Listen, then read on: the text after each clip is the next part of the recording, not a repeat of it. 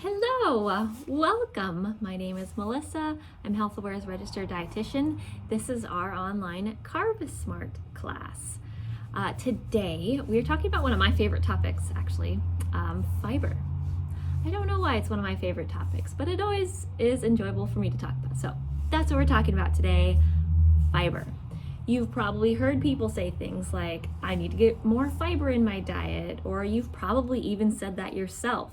And most of the time that's actually true. You do need more fiber.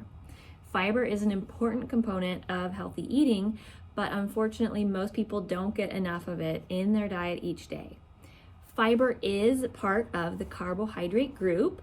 However, it's a non-digestible carbohydrate, much different than sugars and starches, which are the other members of the carbohydrate group.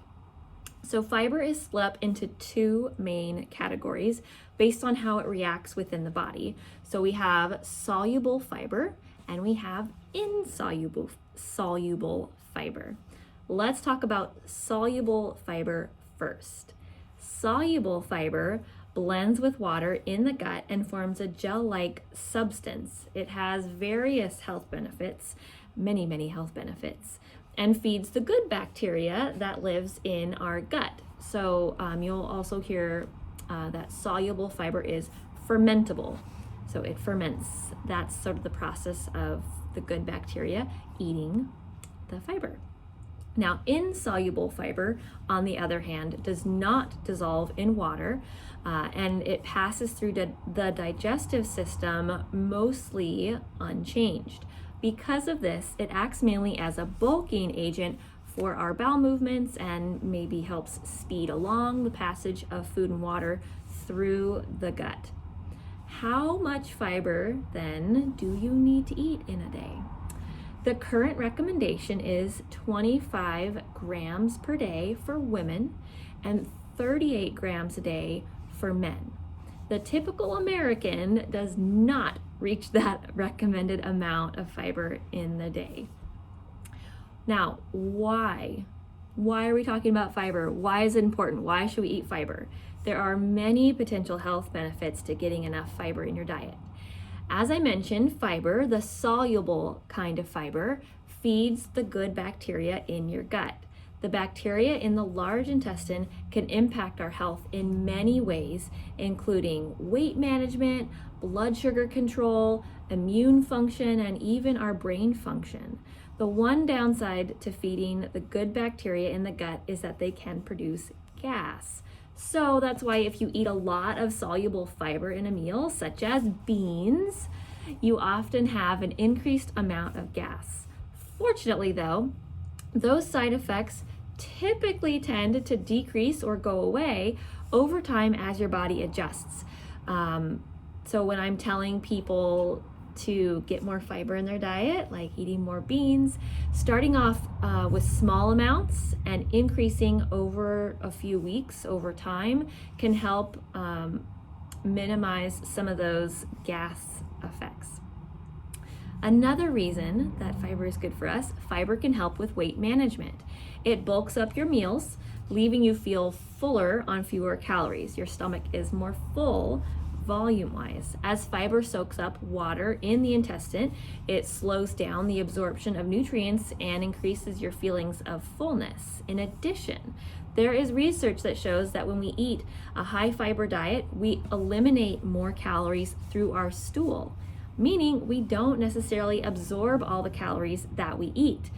The bulk of the fiber gets in the way, the actual structure, the bulk of the fiber gets in the way of the calories being absorbed through the intestinal walls and getting absorbed into our bodies. Another health benefit of fiber, the soluble kind, is that it helps manage blood sugar, which is important if you are struggling with prediabetes or diabetes, because fiber slows down the process of digestion. The food we eat doesn't get absorbed into our bloodstream as quickly, and therefore we have a smaller spike in our blood sugar, and that's ideal. So our blood sugar kind of runs a little bit more like this when we have fiber rather than large spikes and large valleys. Another reason it's good to eat fiber is that soluble fiber can reduce cholesterol levels. Though in general it's not drastic, however, there are many studies that show people who eat more fiber have a lower risk of heart disease, partly from the benefits of removing the cholesterol. Of course, you probably know that getting enough fiber can help with constipation. Fiber bulks up your stool, as we've already discussed, which can help speed up the movement of the waste through your bowels. There are certainly different effects that fiber can have on the gut, and it varies from person to person.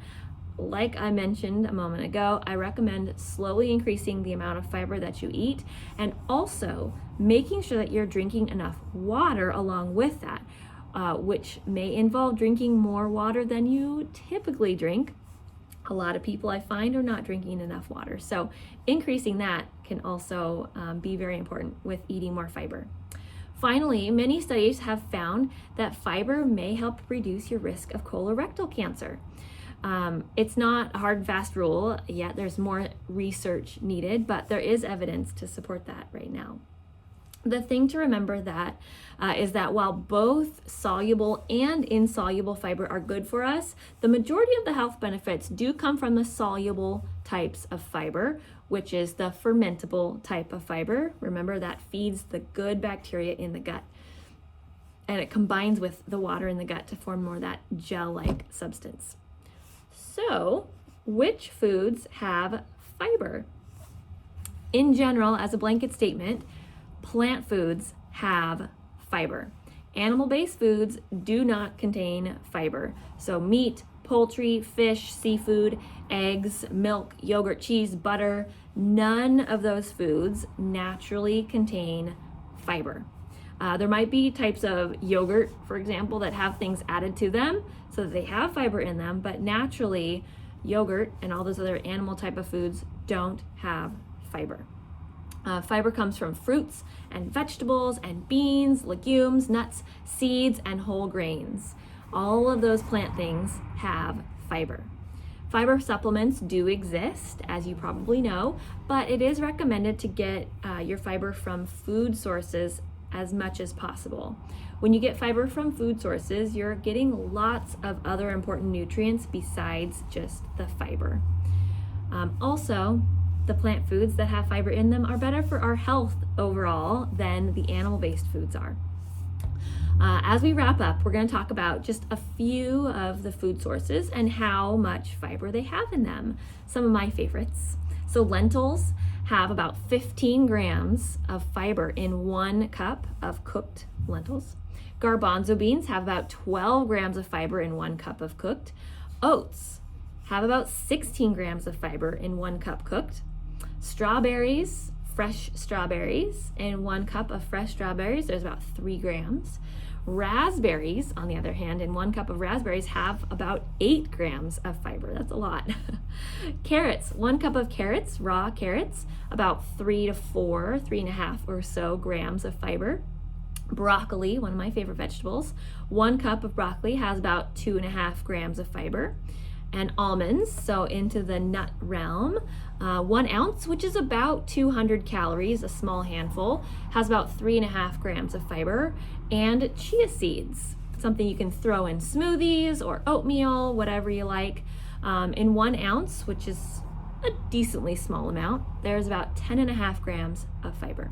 So as you can see, it can be very easy to meet the daily recommended amount of fiber needed if you're eating plant foods. If your diet is mostly based on foods that are animal-based or refined grains like white rice, white bread, white tortillas, that sort of thing, it can be a lot more difficult to get your daily recommended fiber intake. So plant foods, whole plant foods, less processed foods, that is an easy way to get your daily recommended amount of fiber. Let me know if you have any questions, any comments. Thanks for watching this video today. One of my favorite topics, fiber. Until next time, everyone, bye.